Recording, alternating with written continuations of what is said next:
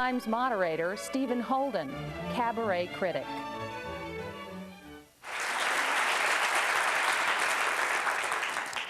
Hello, everybody. We're talking about songs and songwriting and this fantastic team of a composer and a singer who have found that perfect match rather late in their careers. They were really unaware of each other for many, many years and came together and created this incredible show called Mostly Sondheim, which has been seen in various incarnations at Carnegie Hall and also at the Vivian Beaumont Theater and elsewhere. And I want to talk about songs with them, songs and singing. Where did this idea come from? How did you finally meet and come together? Are you talking about the Mostly Sondheim show? Yes. Well, no, as as friends, as colleagues. It's really through this. Yeah. It was really through this. Well, I don't remember the first time I met you. Do you remember? Yes, I remember. Yeah, it was during. You don't remember because you were performing, but it was when you played Cunegonde. Oh, was that and the I first went to a run through with Lenny, and he introduced me to you. I'd seen you in Plain and Fancy, but I'd never met you. I feel as if I've known you for so long, but I couldn't. I was trying to think the other day how long I'd known you. I didn't remember the beginning. Well, that was a good beginning. It was indeed. Yeah. But we really only got to know each other starting with the Follies concert. Yeah, that's true. That's the first time we ever worked together. It was In what? In Follies in Concert, right. In Follies 85, right. And had you sung any Sondheim songs before that, Barbara? A couple of them. I did Nothing's Gonna Harm You as part of an act, and maybe one other, I can't remember. But I didn't really get into Stephen's work until Follies. Were you intimidated by it? Well, you know, no, I've explained this to you before. I think so many of Stephen's songs are art songs and unusual songs, and it felt. See, in Mostly Sondheim, I had an excuse. I had a given excuse to put Irving Berlin and Arlen right next to your work. But without that premise, it always felt odd to me to mix up your songs with the songs of other people. They didn't seem to fit together, and that's why I didn't do them for so long. And when was the first time you saw Barbara sing one of your songs, Steve? Well, it was in Follies in Concert. And what I most remember about that, and I've discussed it with Barbara, maybe she would talk about it because it's interesting, is probably the great triumphant moment of that concert was Barbara singing In Buddy's Eyes. Oh. And she had such trouble with the number, and I couldn't figure out, because it was the intervals. Yeah, and I couldn't figure out what was, because it seemed to me such a simple song. I don't sing, so it's easy. So, you know, any note I approximate is good enough for me. But was it the intervals, really? I thought it was the control of tone. No? It was what? Control of tone. No, I had more trouble with the intervals because it's a progression, but it took me, I wouldn't remember where I was in the scheme of the intervals. So it took me a long time to get that into my head. So it wasn't the difficulty of singing, it was the sort of memorizing the tune, so to speak. Well, yeah, exactly. Anyway, You're famous for that, you know.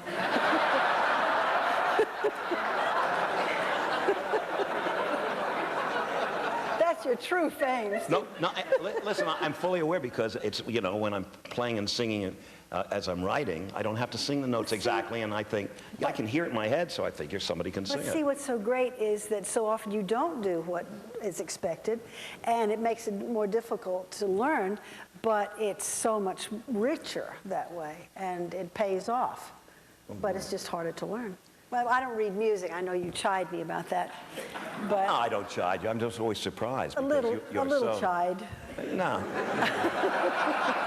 But I mean, you know, it would be easier. You know why I assumed it? Because of the score of Candide. Yeah. I mean, that's not something you just listen to and sing. You know, it requires study. I really had to work on that one. Yeah. You never came together around the time of Candide because of the whole Leonard Bernstein connection? No, he literally introduced me to her after the run-through. There's no reason she would remember. And then I went up in Boston and saw it, but I didn't see you there.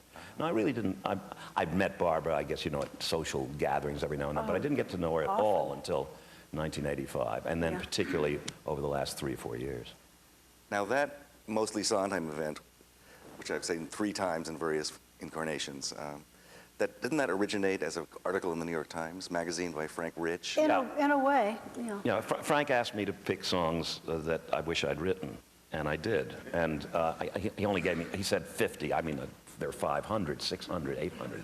But I picked 50 that, for the most part, I thought would be either not well known to the general reader, so it would open them up, you know, songs by Billy Roy and people where you don't get a chance to hear them, or songs that people would be surprised to think that I'd wanted to write, like Hard Hearted Hannah. Surprised. You know, Hard Hearted Hannah, which is one of the great songs of all time. And San Francisco, which, you know, I would give my eye teeth to have written. And Waiting for the Robert E. Lee. Waiting for the Robert E. Lee. Well, that's because it's your section of the country. That's what. Barbara's from Robert E. Lee country.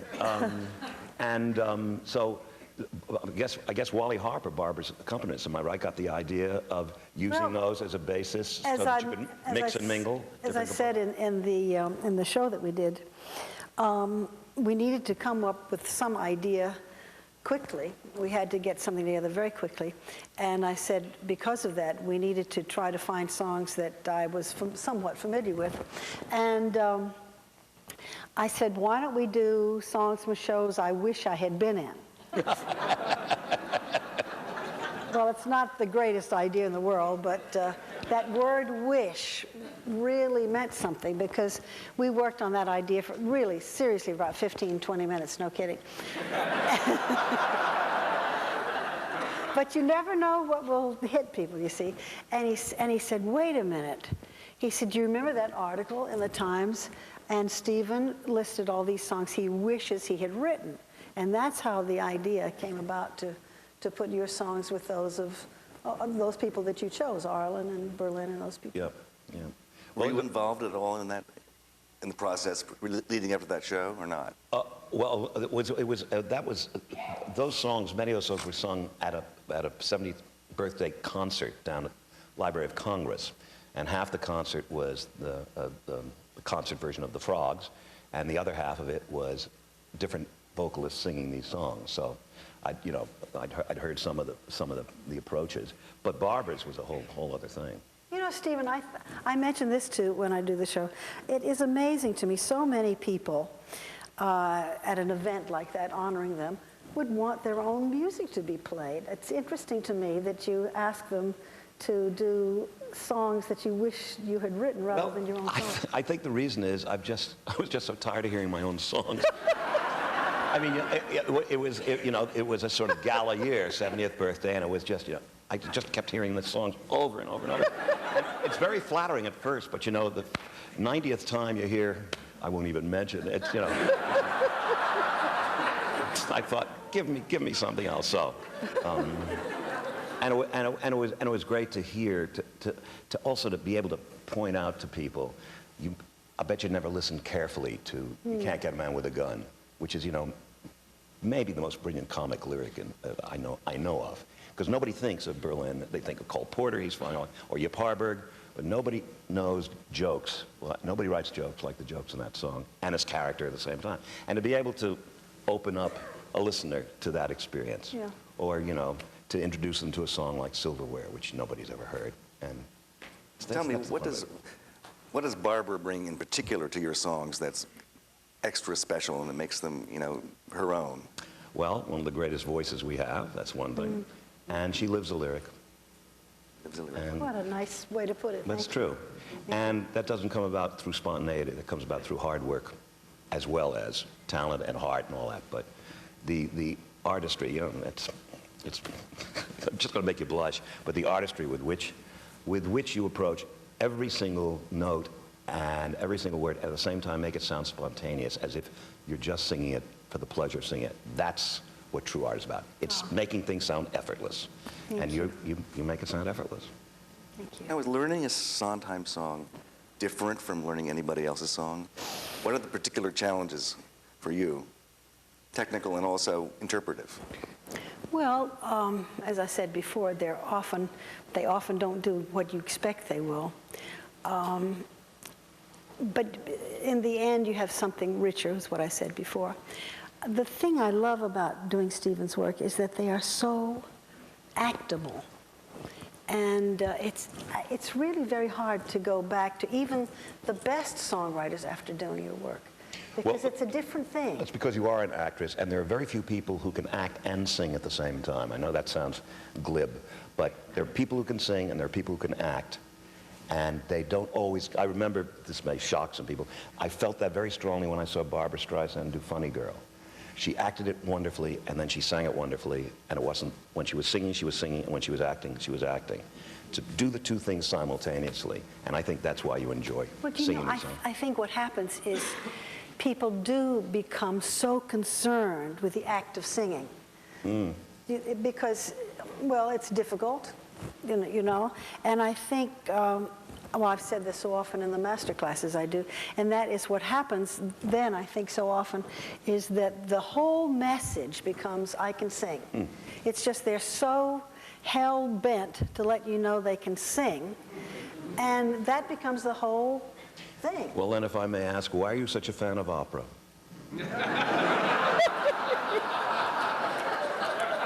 Well, is it because it's in another language? I'm a...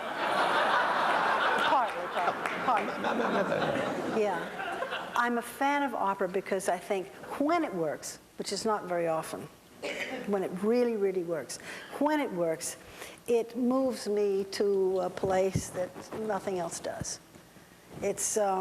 but when it works, is it because there's acting going on? Yeah, absolutely. And it's because the story takes place. But that doesn't, believe me, I don't have to tell you, it does not always happen. And even if just two people are making the story happen, that's enough for me, because then I get the whole picture and this glorious singing, and when it works, it really works for me. What song that Barbra has not performed or recorded of yours would you fantasize her doing on her next album? Gee,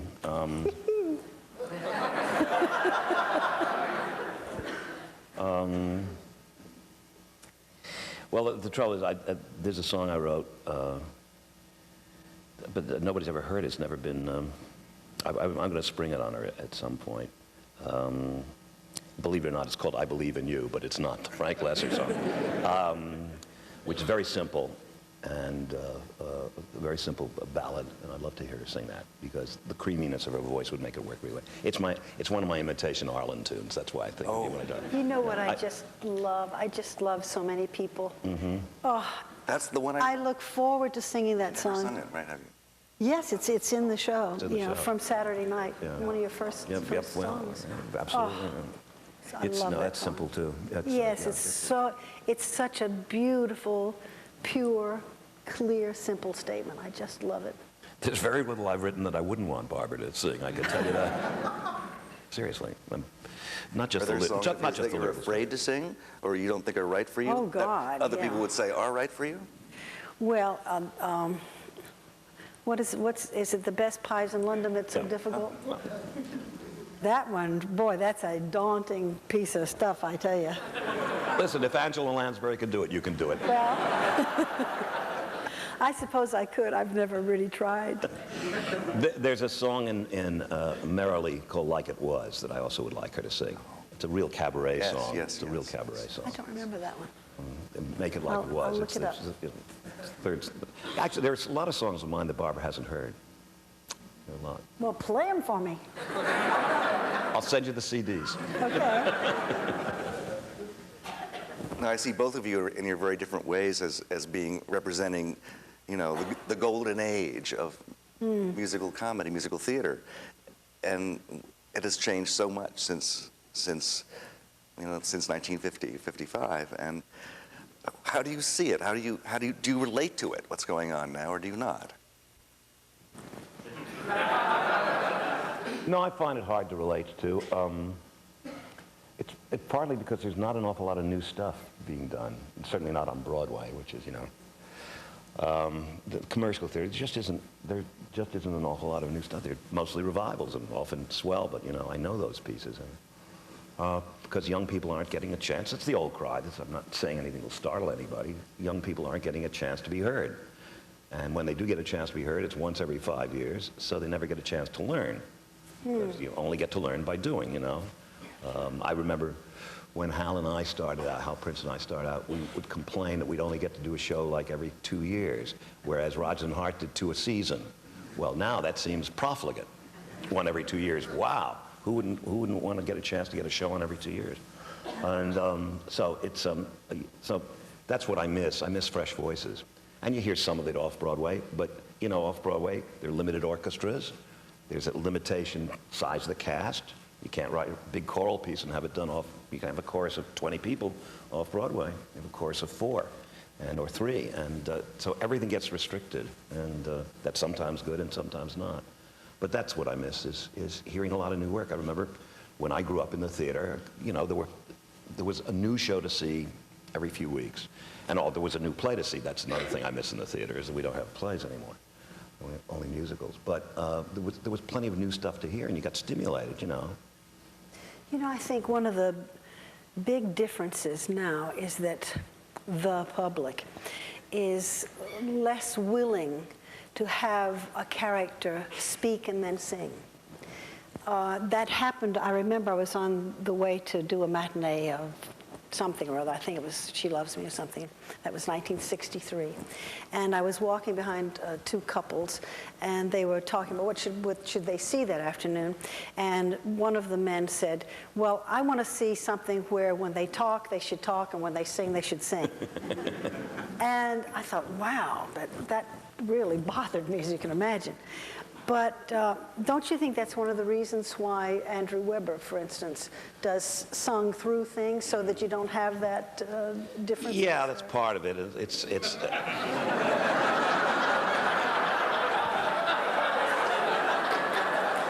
the real reason is that it's easy to write.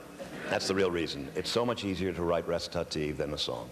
Just to write a 32-bar song is like writing a sonnet. It's the hardest thing. And to tell a story, and to be in character. Yeah.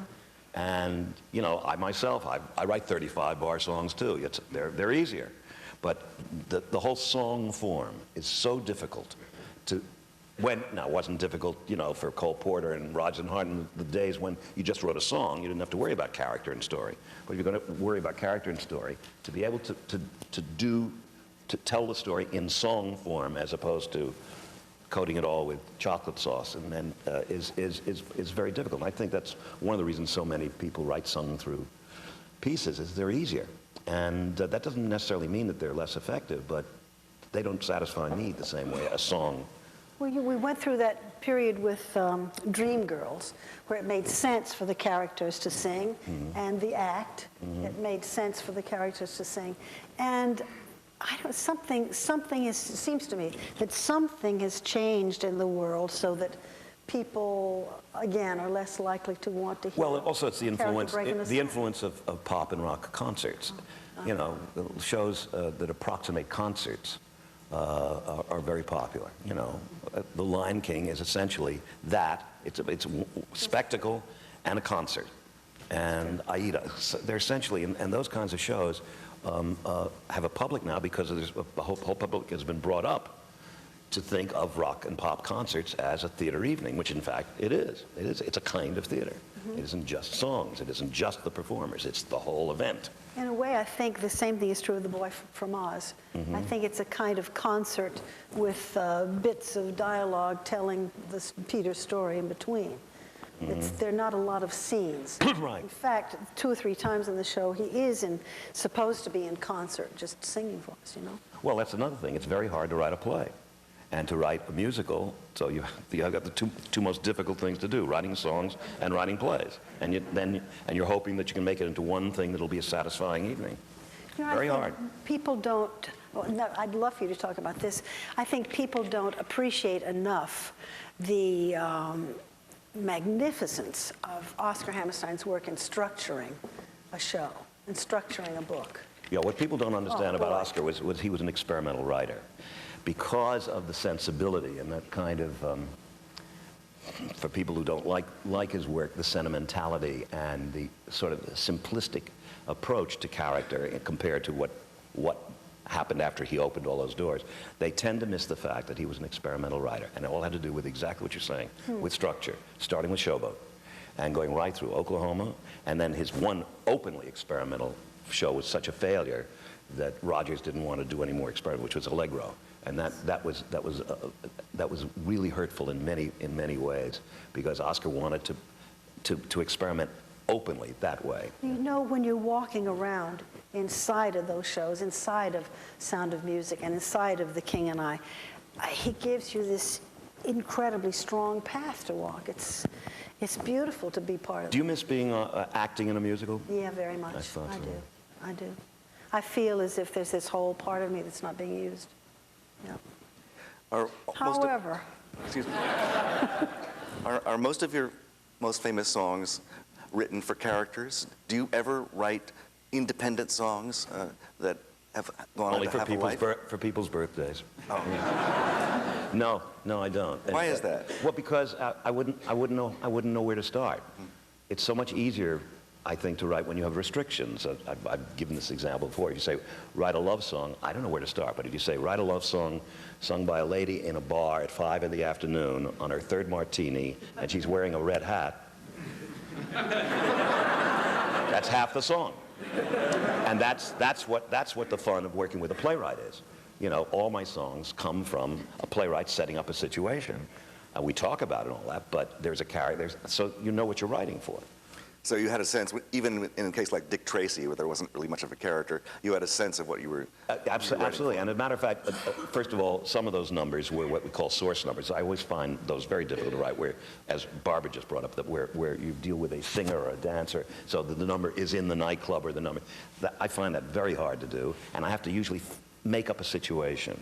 And that's what I did for Madonna in that, because she sang source numbers. I made up a situation for her as a performer. So it's... what do you mean exactly by source? Well, that's a term, meaning what you were talking about, the act, numbers that are, or the Dreamgirls, numbers that are sung by performer, somebody playing a performer in a show. So in other words, it's just, now I come out and I do my number. Right. You know, that's what you mean. It's just... There's actually, I think there's a very fancy word, and I think, I may be wrong, diegetic, D-I-E-G-E-T-I-C, which describes this. I read it in a scholarly tome once. Actually, it was an essay. It was an essay on something I'd written, and I thought, I wrote a diegetic song, I better go and look it up. And I think that's the word. It's a scholar's word, and it means what you're talking about. Songs that are not character songs, but within the context of the situation, as opposed to character. Yeah. Like the songs toward the end of Follies, those pastiche songs? In that. But in that case, I had characters. See, I could never have written those numbers without knowing that those characters were having nervous breakdowns. And so I could relate. You know, you think about the character of Sally. So instead of just writing a blues for her, I knew this is a lady on the verge of madness. Hey, there's an idea for a song. Losing my mind, you know? So, but I could never have come to that without the situation that led to it, even though she was pretending to be a nightclub singer. Right. So, yeah. Why do you think it is that a song like Losing My Mind, which is one of my 2 or 3 favorite songs of yours, has a total independent life outside the theater? Because people like Barbara take it up, seriously. That's the only place, you know, the only place that a singer has to take it up. Because it's a universal thing, right? It's specific to character. Well, I don't know. It attracts a singer. The old joke, the medley of my hits, Send in the Clowns, is because...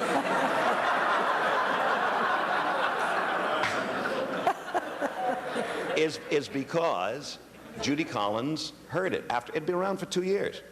And she heard it and she said, oh, that's a pretty song. I think I'll sing that. And she was a very popular singer. And Frank Sinatra said, hey, who's that broad sing? That's a good song. Hey, Nelson, let's get that song on there. So Nelson Riddle makes an arrangement. And a year later, it's a big hit. It has to be taken up by what they call in Britain artists. Now, when you sing Steve songs, do you feel you're playing a character, or are you taking them outside of the theater? Or are you finding a compromise between the two things? I don't know. So often when people comment about the Mostly Sondheim show, they say that each song I do sounds like a different character. And they've asked me, did I do that on purpose? And I didn't do it on purpose. I think it's just the way I approach songs. Do you make up backstories, for example, when you pick a song like Losing My Mind or something like that? Do you think, all right, I know who this woman is? Oh, well, of course you knew that because you played Sally. But I mean, if it's a song sung by a character you've never played or from a show that you're not familiar with, you know, do you then try to figure out something before approaching the lyric? I know this woman, she's been divorced twice or something like that? I don't necessarily relate it to the show, not necessarily. Well, no, I mean to make up your own show. No, to make up your own character. I relate it to my life. I put my life's blood in it. Okay. Well, really, I do. No, then you're relating it. You are. That is a backstory. I relate it to my story, not necessarily the story that the song comes That's from. what I'm getting at. Yeah, but it's absolutely from my experience. Yeah. And in your master classes, that's the kind of foundation of your master classes, to get people to take the songs deep inside. And Well, again, the singers. is that what it is? It's amazing to me. Singers are so concerned with the notes and the page, they don't even half the time know what the hell they're singing. They don't know what the song is about. Do you know? They don't really investigate the text. It surprises me. But isn't that Makes it partly easier. Isn't that partly because they're trying to impress you? No, I think that's the way they do it. You know, again, you know, people are so concerned about singing, the act of singing. They're so concerned about it, and I understand that. But to me, one of the things that I'm always so nervous, and one of the things that helps me is to be really involved in what I'm trying to say. And if I do that, then I don't worry so much about how I look and how I, you know, what is my hair like and what is my rear end like today and all that stuff. Yeah, I just don't worry so much about that. I get involved in trying to follow an emotional and musical path that I have set for myself, leaving room for who I am that moment. Does that make sense? Yeah, sure. Who, as a music teacher, who does it for you these days? What do you mean? What singers really give the kind of thing you want? Who are the best ones that you really admire the most?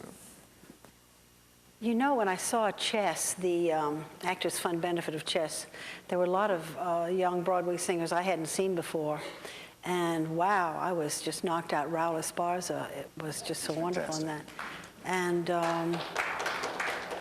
Adam Pascal, and I can't think of it, Sutton Foster. She amazed me because what she did that night was so totally different from what we see in the show that she does now. I'm leaving somebody else out whom I don't mean to. There's so much marvelous talent out there. Absolutely. Isn't it true? Absolutely. Young talent. Far too few shows. Far too few. It's harder to cast middle-aged people than it is young people these days. There's so much good singing, acting, energetic talent around. It's really wonderful. And Judy Kuhn, I thought, and what's his name who did Passion? Michael Cerveris. Oh, so good. And Rebecca Luker. That was a marvelous production. Wow.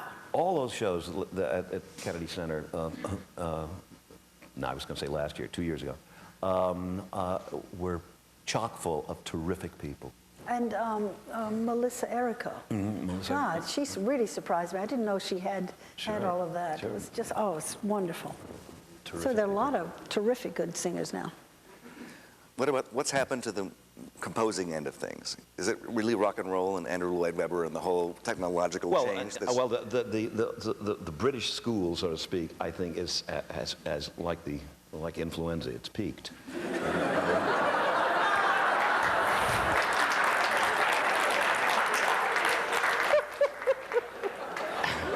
But don't quote me.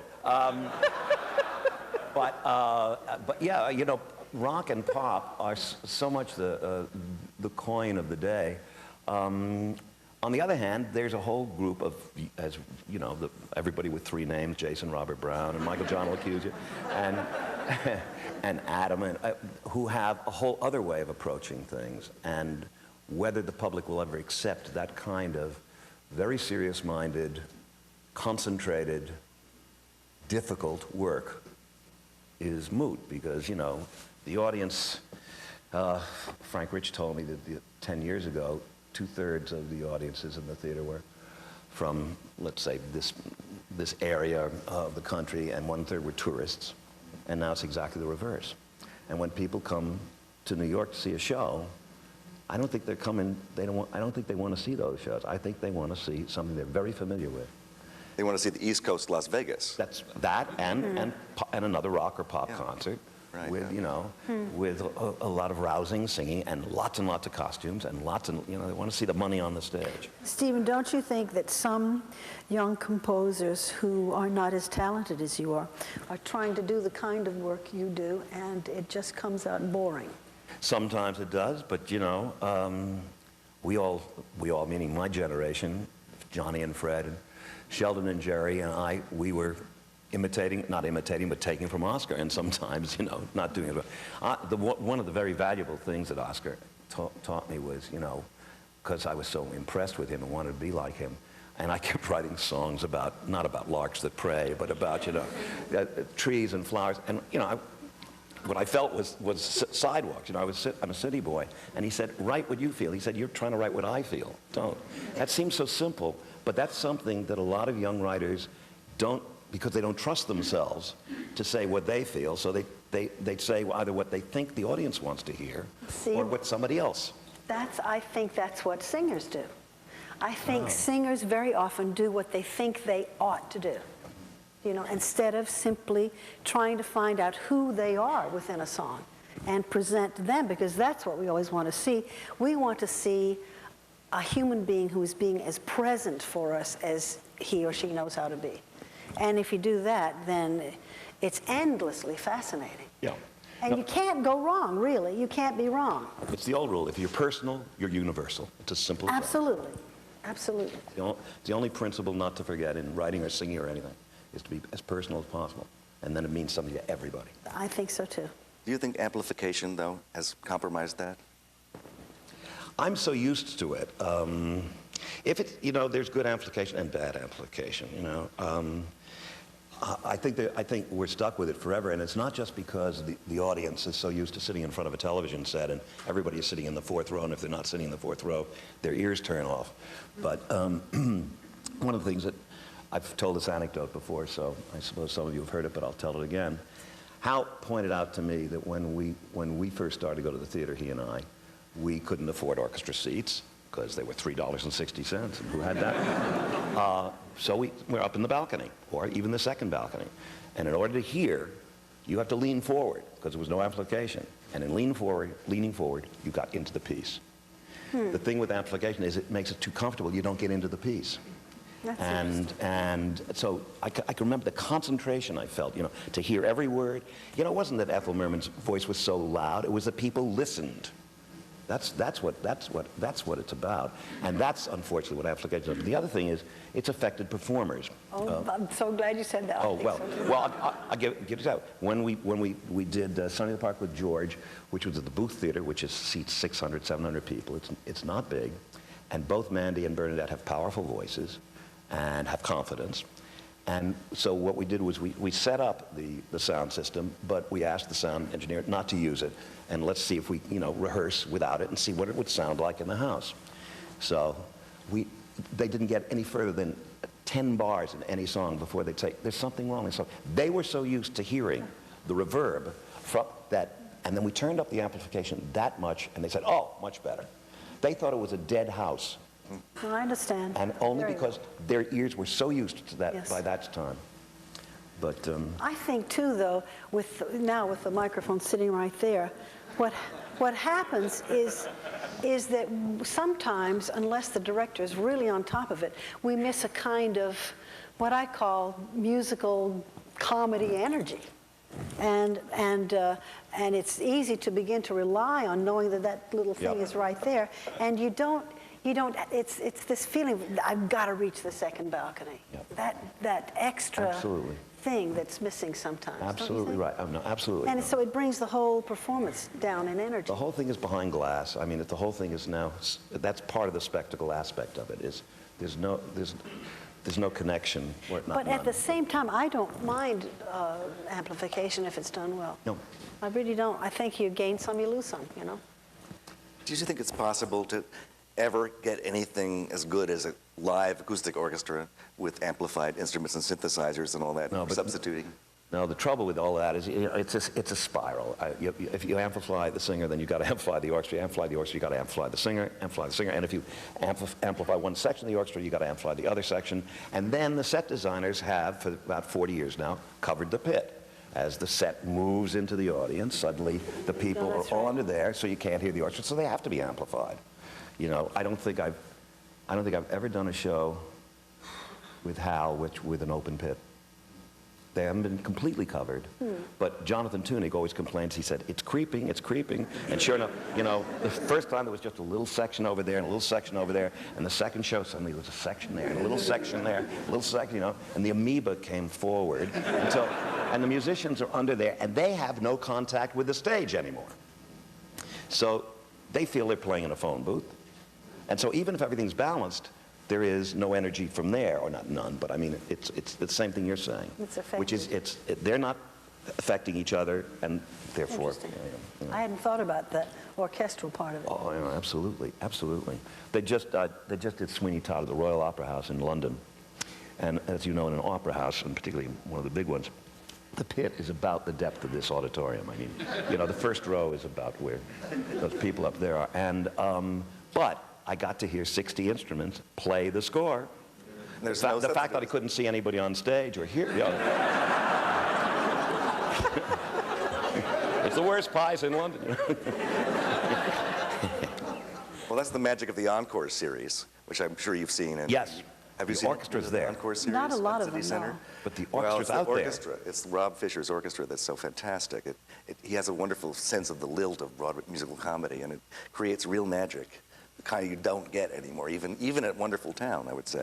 No, even there, there's no place to put them except in... Well, you know, when I started out, the first show I did was a show called Flahuli in 1951, I think. And, oh, God, I have to bring that up. And there was no amplification at all. And I think it wasn't until around, I guess around the Music Man time when we had microphones in the footlights. Yeah, I think the first show that used amplification was My Fair Lady, I think. It was that was 1955. Oh, yeah? So it's approximately that, because Music Man was 57. Yeah, that sounds right. But even then, you had to sort of aim your voice toward those microphones, or you felt as if you did. And then didn't Company, that was quite progressive for its time technologically, wasn't it? But singers, backup singers in the orchestra pit. Oh, yeah. Doing that Burt Bacharach sound. We call them the vocal minority, is what we call them. Yeah, we had 4 singers in the pit. But now that often that happens, but they're off stage and there's a mic off stage. You know, they don't have to be in the pit. But no, technologically, certainly not in terms of amplification. I don't think there was anything unusual about it. It was technologically fairly daring on the stage with an elevator and all that sort of thing. But you know, but that also that had luckily that had a very lively, loud sound. You know, and Jonathan, one of the brilliances of Jonathan Tunick's orchestrations is he knows how to leave room for the singer in the middle. You know, it isn't just the orchestra. The orchestra is powerful and full, but whoever's singing it, wherever their voice is pitched, there's a hole in the middle. So you never, with Jonathan's orchestrations, you never get into that kind of trouble, because Company's a loud score, and there was never any trouble in hearing people on stage, including the non-singers. You know. You know, I've been doing lately, I'm in love with a wonderful guy, and when I've done it with orchestra, we used the original orchestration, and it's really, it doesn't seem to have as much punch as we would like. We've had it redone recently, so that it's punchier, you know. But that's because you had to be heard. You know, you couldn't have this big orchestral sound because there was no amplification. You had to be heard, so they had to take that into account when they did the orchestra. But a really good orchestrator can make it sound as if it's punchy and at the same Well, time you know, at that time it probably did. Yeah. I don't remember thinking it didn't during, you know. No, but that's primarily a romantic show, too. I mean, the score is essentially lyrical. I mean, it does have some But that bright first numbers. yum, bum, bum, bum, bum, but that, you know, that wonderful thing. Also, in those days, there were orchestras of 25, 28, 30, and 32 people. Now, you're lucky if you can get 14, you know, if the producers will pay for That's it. true. Yeah. And It's I about miss money, that. isn't it, more than anything? Certain scores are fine with 14, 15 instruments, but certain scores need the change of color and the size and power of 20 to 25. I loved hearing Sweeney Todd with the New York Philharmonic. Well, that's Oh, it. Again, Lord. no pit, no pit. Out there for everybody. God, that Out was there, wonderful. You know, They were just there. Yeah. What was your most positive Broadway experience, Barbara? Most positive.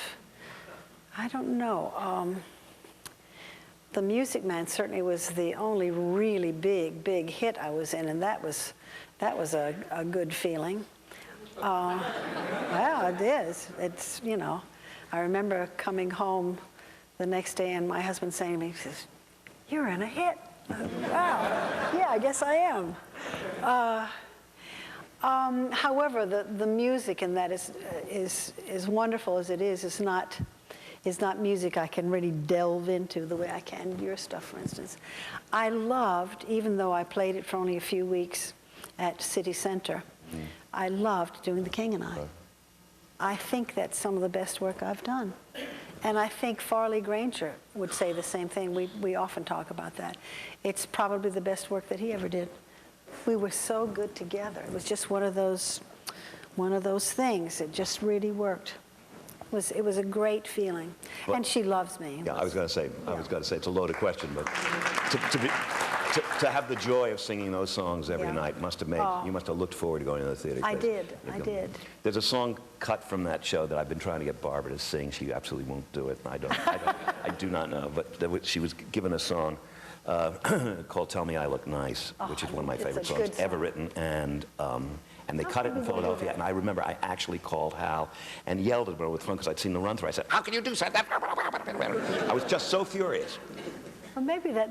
I wish you'd do it. It's not that hard to sing. We're putting a new show together, so maybe... It's not that hard to sing, and it's short. No, maybe we'll do that one. And it's in 5/4. What could be better?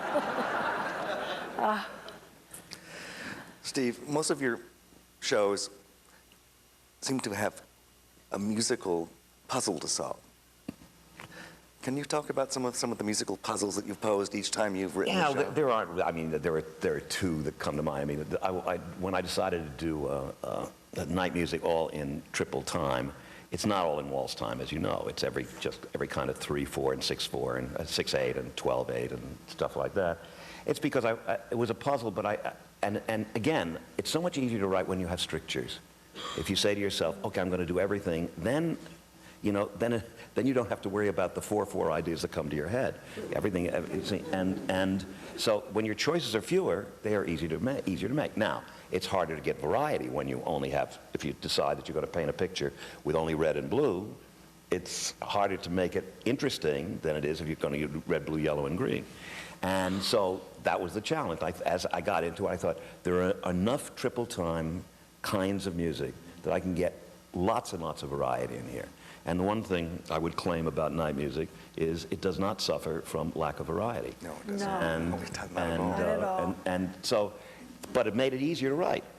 The little musical puzzle in Sweeney Todd is, you know, there's a clue to the beggar woman's identity and that sort of thing. That's just for fun for myself. But again, made it easier to write because when you have leitmotifs, themes that are associated with the individual characters in any piece, it makes, you don't have to worry so much about where you're going because you've been there already. And so, you know, if you're going to have a character or a notion, well, Merrily We Roll On is a perfect example of the reutilization of material in different forms, but it's the same material that you identify and associate with this character and this character and this character. So when I got a theme for the beggar woman, I thought I'll use it as a clue because it also helps me develop all her music throughout the show so that I always know when she's coming on stage, she's going to sing. I've got a little bank of notes that I can draw on, and supply her with. And I do But that with all the that's an operatic idea. I'm fully aware. I'm fully aware. I have no objection to opera if they would, A, tell the story, an interesting story, and tell it briefer. If they would...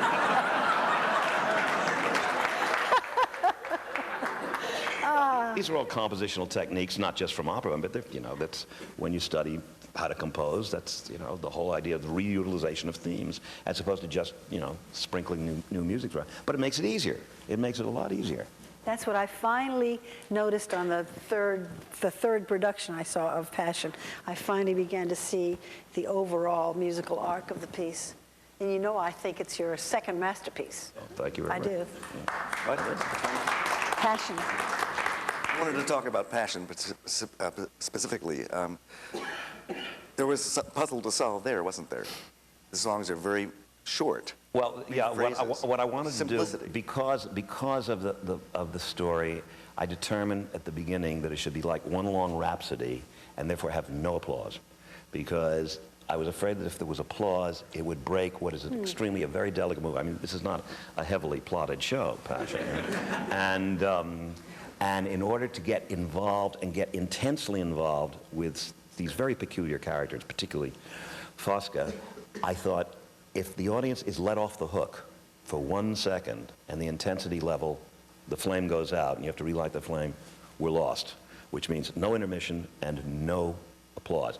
That was the hard part, was to give numbers a sense of climax, but never, and you can't avoid perfect cadences all the time, but to avoid them enough, or to just screw up the cadence just a little bit so the audience doesn't feel quite completely satisfied. The idea being that I wanted them to experience one long hour and 40-minute song. And for those for whom the show works, that's exactly what happens. Wow. And Absolutely. That's very difficult. Well, that's a major challenge. Yeah. Well, you see, that's what... Because it doesn't give people 11 o'clock numbers, and it doesn't... That, and the fact that it's not sung through, that there's a lot of dialogue in it, too. So you're constantly getting the change of texture. So music has to end sometimes. Music is not continuous. There are places where there is no music, either underscoring or sung. And that's what's difficult, because in a sense you're letting the audience off the hook there. If it was sung through, it'd be easier to do. But to try to maintain the tension. I remember I wrote you a note after seeing that, and at about 2/3 of the way through, I thought, okay, give me a break now. All right, okay. And then it occurred to me, obviously not having an intermission was a, necessity. Yeah, yes. But it occurred to me that the way I was feeling as an audience, this onslaught of intensity coming at me, was exactly what the character is feeling when Fosca is just at him every second. Relentless. That incredible intensity of that role. That's exactly. And it works on that level too. That's absolutely. The relentlessness of the show is meant to echo exactly that. Exactly that. Let's hear Barbara Cook singing "Loving You" from Passion. That's my favorite moment in her whole show. Can you play it?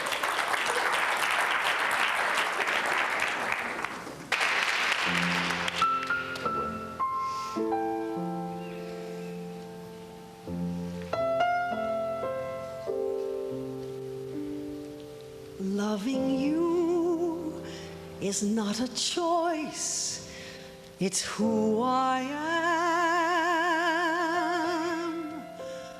Loving you is not a choice and not much reason to rejoice, but it gives me purpose, gives me voice to say to the world,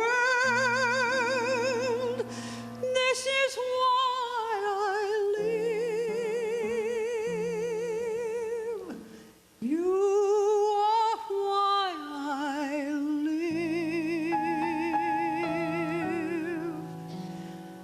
Loving you is why I do the things I do. Loving you is not in my control, but loving you, I have a goal for what's left of my life. I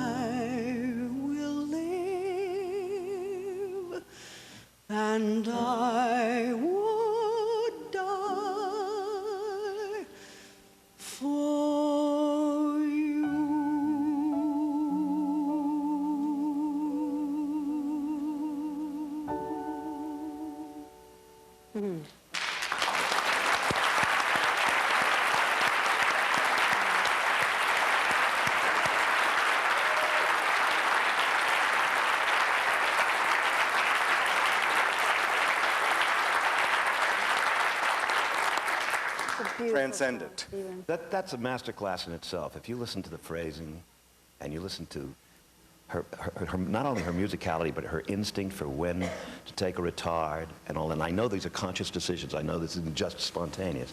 That's artistry. That's using every technique to make one thing simple. It's such a beautiful song, too, Stephen. Such a beautiful song. Sorry to say, we could go on, for 4 or 5 more hours, but time's up. So thank you so much.